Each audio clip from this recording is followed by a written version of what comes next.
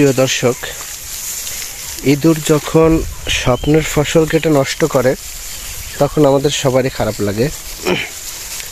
তো এই ইঁদুর দমন করার জন্য আমরা হয়তো বিভিন্ন ধরনের প্রক্রিয়া ব্যবহার করে থাকি।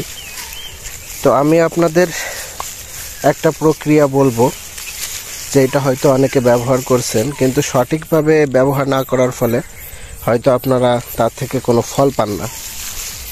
তো ভিডিওটি স্কিপ করবেন না এবং কেটে দিয়েন না, সবার কাছে অনুরোধ। কারণ ভিডিওটি দেখলে আশা করি সকলে উপকৃত হবেন। শুধু যে ধান খেতে সেটা না, আপনাদের বাসা বাড়িতেও যদি ইঁদুরের উপদ্রব অনেক বেশি থাকে তাইলে এই পদ্ধতিটা ব্যবহার করতে পারেন। আসলে এই যে আমি কিছু গ্যাস ট্যাবলেট কিনে আনছি, তো এইটা এখন আপনারা পার পিস 8 টাকা করে কিনতে পারবেন। তো 8 টাকা করে আগে সংগ্রহ করতে হবে। এটা আপনারা যে কোনো সারের দোকানে এটা পাবেন। তো এরপরে দেখেন, এই যে আমার এইখানে কিন্তু এই যে ইঁদুরে এই যে ধানগুলা কেটে গর্তের ভিতরে নিয়ে যাচ্ছে। তো আবার অনেক জায়গায় আছে যে গর্ত করে না, শুধু কেটে জমির মধ্যেই রাইখা দেয়। তো এটা দুইটার কিন্তু দুইটা সমাধান। যদি কারো জমির পাশে এইভাবে গর্ত করা থাকে তাহলে আমরা এখান থেকে একটা ট্যাবলেট নিব। আপনারা দেখেন যে কি কালারের ট্যাবলেট আছে এর মধ্যে, আমি আপনাদের দেখাচ্ছি। তো এই দেখেন কালো কালারের কিন্তু এই ট্যাবলেটগুলা।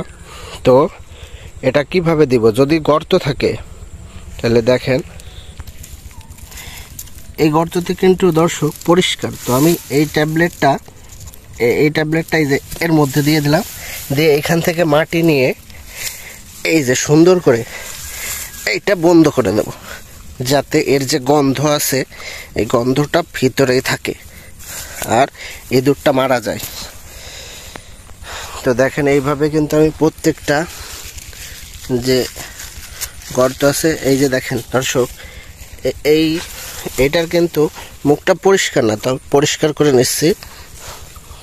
এটা একই গর্ত হবে। তো এটা আমি এমনি বন্ধ করে দিই। প্রতিটা গানায় একটি করে ট্যাবলেট দিতে হবে।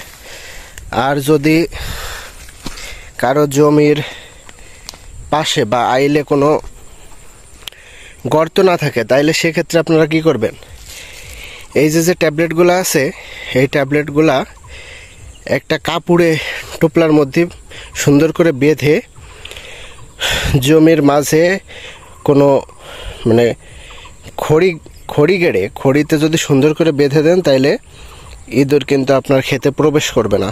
কারণ এটার গন্ধে ইঁদুর আপনার জমি থেকে দূরে পালাবে। তেমনিভাবে যদি কারো বাসা বাড়িতে এই ধরনের সমস্যা হয়, ইঁদুরের উপদ্রব, তো বাসার মধ্যে একটা নির্দিষ্ট স্থানে এটা বেঁধে ঝুলিয়ে রাখতে পারেন। দেখবেন যে ইঁদুরের উপদ্রব কিন্তু কমে যাবে। তো আশা করি সকলে বুঝতে পারছেন। যদি কিঞ্চিত পরিমাণ উপকৃত হন ভিডিওটি দেখে, তাইলে অবশ্যই চ্যানেলটি সাবস্ক্রাইব করে পাশে থাকেন এবং নতুন কোনো ধরনের সমস্যায় পড়লে অবশ্যই জানাবেন, আমি সেইটার সমাধান দেওয়ার চেষ্টা করব। সবাই ভালো থাকেন, সুস্থ থাকেন।